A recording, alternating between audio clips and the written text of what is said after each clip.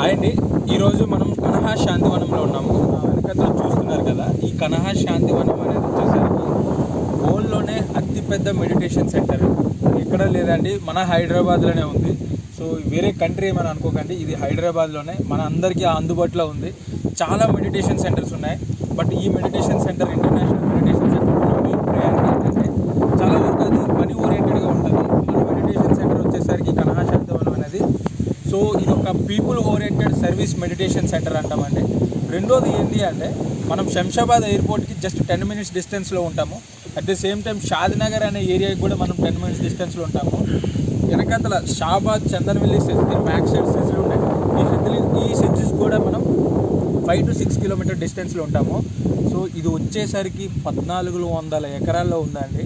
So ఒకసారి imagine, ఒక వరల్డ్లోనే అతిపెద్ద మెడిటేషన్ సెంటర్కి అందుబాటులో మనం అందరం ఉంటున్నాము.